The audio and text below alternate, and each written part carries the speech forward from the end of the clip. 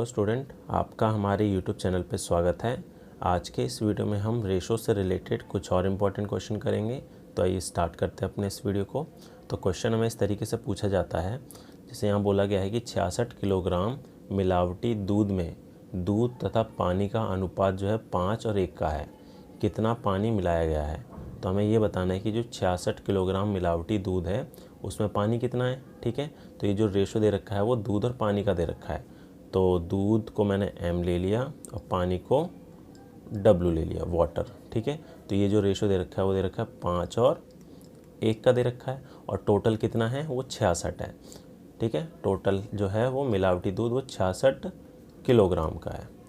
ठीक है, तो हमें पूछा क्या है सिर्फ पानी का, तो पानी का कितना है 1 है। ठीक है, और इन दोनों को अगर मैं जोड़ूँ 5 और 1 को तो हमारे पास आएगा 6।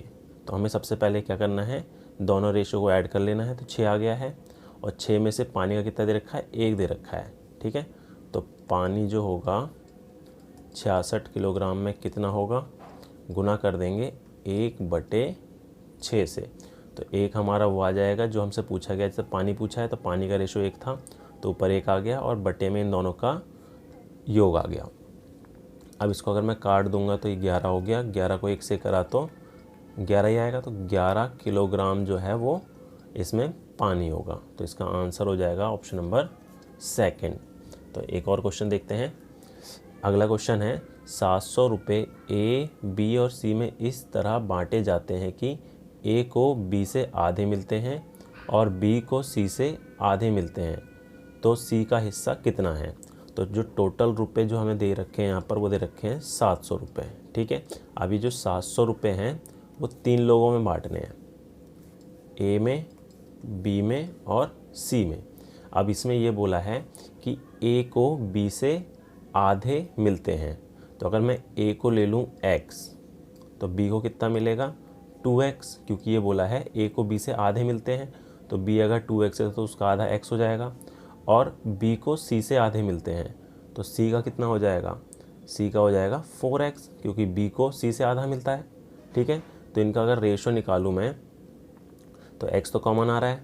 ठीक है, तो a, b और c, यहाँ आ गया x, ये आ गया 2x और ये आ गया 4x। तो x अगर मैं डिवाइड कर दूँ तीनों से तो हमारे पास जो बचेगा वो बचेगा 1, 2 और 4। तो ये a, b और c का रेशो हो गया। अब हमें किसका हिस्सा निकालना है, c का। तो सबसे पहले इन सब का टोटल कर लेता हूँ। तो 1 + 2 + 4, अगर तीनों को ऐड करूँ तो हमारे पास 7 आ गया। और हमें पूछा किसका है, सिर्फ c का पूछा है, तो c का कितना यहाँ पर 4 है। तो अब ये निकाल लेते हैं। तो c का जो हिस्सा है वो कैसे निकलेगा, टोटल हमारा 700 रुपये था, गुना कर दिया 4/7 से। तो 7 से काटेंगे तो ये 100 हो जाएगा। 100 को 4 से गुना करा तो कितना आ गया हमारे पास 400 रुपये। ठीक है, तो ये हमारा सी का हिस्सा आ गया। समझ गए। तो इस तरीके से हम इस टाइप के क्वेश्चन को सॉल्व करेंगे। अगला देखते हैं। अगला है 750 रुपये को ए, बी तथा सी में इस प्रकार बांटा गया है कि ए और बी का जो रेशो है वो 5 और 2 का है, बी और सी का जो रेशो है वो 7 और 13 का है। तो ए का भाग कितना होगा। ठीक है, तो हमें यहाँ पर क्या क्या दे रखा है, तो ए और बी का रेशो दे रखा है 5:2 का, और बी और सी का दे रखा है 7:13 का। हमें सिर्फ ए का हिस्सा पूछा है। ठीक है, तो सबसे पहले हम क्या करेंगे, इन तीनों का रेशो निकाल लेते हैं, ए, बी और सी का। तो ए, बी और सी। अब इस टाइप के क्वेश्चन को किस तरीके से करते हैं हम पिछले वीडियो में कर चुके हैं। अगर आपको ये नहीं आता है तो आप हमारा पिछला वीडियो देख सकते हैं प्लेलिस्ट में जाकर। ठीक है, तो हमारे पास ए और बी का रेशो दे रखा है 5:2 का, बी और सी का दे रखा है 7 और 13 का। ठीक है, तो अब इसको हम कैसे लिखते थे, इसको इससे मल्टीप्लाई करना है तो ये हो गया 35। बी के लिए इन दोनों को मल्टीप्लाई करेंगे तो 7 दूनी 14, और सी का निकालने के लिए 2 और 13 को करेंगे तो 26। ठीक है, तो ये हमारा ए, बी, सी का रेशो आ गया है। अब सबसे पहले क्या करना होता है, इन तीनों का सम निकालना पड़ेगा हमें। अगर मैं तीनों का सम निकालूँ तो 35 जमा 14 जमा 26, ठीक है। तो अगर इन सबको मैं जोड़ूँ तो कितना आ जाएगा हमारा, ये आ जाएगा हमारा 75, ठीक है। इन तीनों का सम आ गया हमारे पास 75। हमें किसका पूछा गया है, सिर्फ ए का भाग पूछा है। तो ए का रेशो कितना है, ये ए, ये बी का और ये सी का। तो ए का हमारे पास 35 है, ठीक है। तो हमारे पास ए का हिस्सा निकाल लेते हैं, कैसे निकलेगा। तो ए का हिस्सा आ जाएगा हमारा 750 गुना 35 बटे में 75। तो 75 से काटा तो ये 10 हो गया, 10 को 35 से करा तो कितना आ गया 350। तो ए को कितने मिलेगा 350 रुपये। तो इसका आंसर हो जाएगा ऑप्शन नंबर फर्स्ट। अगला क्वेश्चन देखते हैं। अगला है, एक कॉलेज में लड़के तथा लड़कियां 8:5 में हैं। यदि लड़कियों की संख्या 160 है तो कॉलेज में कुल कितने विद्यार्थी हैं। अब हमें यहाँ पे बोला है लड़के और लड़कियों का जो रेशो है, बॉय का और गर्ल का, ठीक है। बॉय और गर्ल्स का जो रेशो है वो 8:5 का है एक कॉलेज में।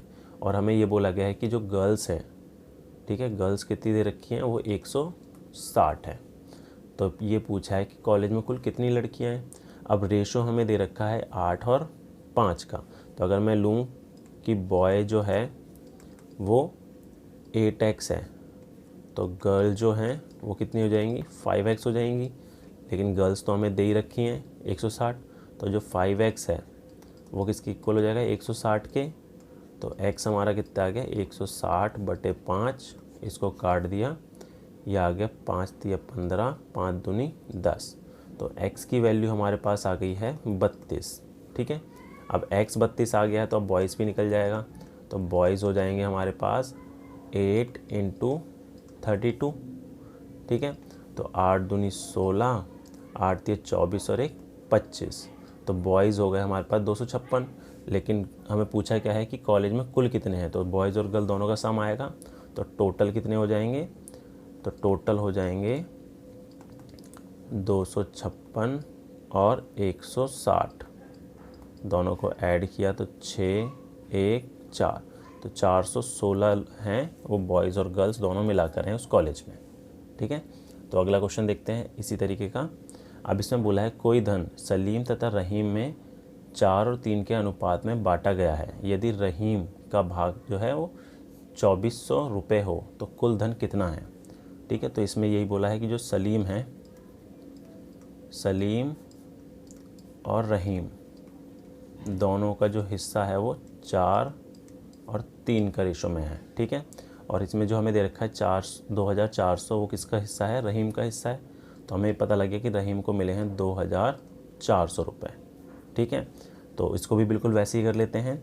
तो ये माना हमने कि जो सलीम है उसको मिला 4x और रहीम है उसको मिला 3x, ठीक है।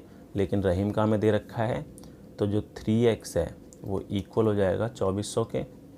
तो x हमारा कितना आ गया 2400 बटे 3, काट दिया, ये कितना आ जाएगा हमारा 3 चौक और 3 अट्ठे 24, तो 800 आ गया। तो x की वैल्यू तो हमारे पास 800 आ गई, ठीक है। तो अब हमारे पास x 800 है तो हम सलीम का भी निकाल सकते हैं हिस्सा। तो सलीम का हिस्सा आ गया हमारा 4 × 800, तो 4 अट्ठे 32, तो 3200 रुपये जो है वो सलीम को मिलेंगे। लेकिन पूछा क्या है, तो कुल कितना धन था, तो कुल धन जो निकलेगा, कुल धन के लिए हम दोनों को जोड़ना पड़ेगा, ठीक है। मतलब कि 2400 को और 3200 को, दोनों को अगर मैं ऐड करूं तो कितना आएगा 5600, तो 5600 रुपये जो है वो इन दोनों में बांटा गया था।